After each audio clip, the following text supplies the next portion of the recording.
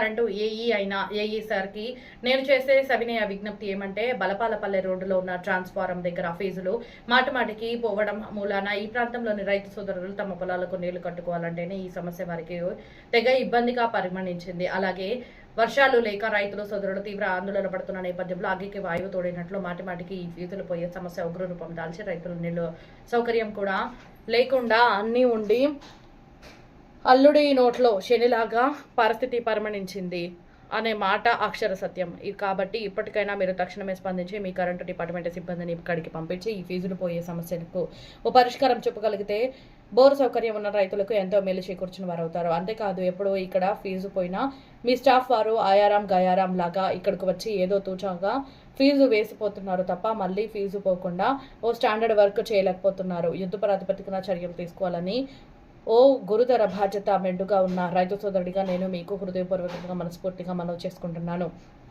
మధుసూదన్ రెడ్డి బుగ్గన YSRCP party నాయకుడు గౌరవనీయులైన బేదంచెర్ల నగర ఏఈ సార్ గారికి నేను సవినయంగా చేసే విజ్ఞప్తి ఏమంటే బలపాలపల్లె రోడ్లో ఉన్న ట్రాన్స్ఫారం ఇక్కడ ఫీజులు మాటిమాటికి పోతూ రైతులు నీళ్లు కట్టుకోవాలంటే కూడా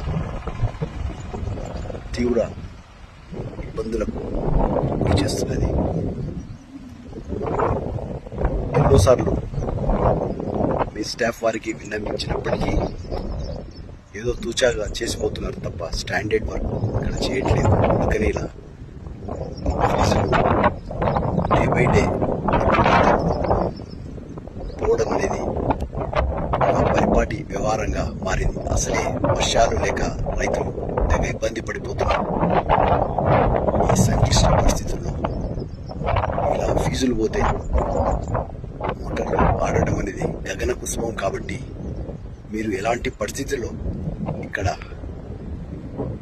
కరెంటు డిపార్ట్మెంట్ వారిని పంపించి ఈ సమస్యకు పరిష్కారం చూపితే రైతులకు ఎంతో లాభదాయకంగా మారుతుంది అనడంలో ఎలాంటి సందేహానికి తావులేదు.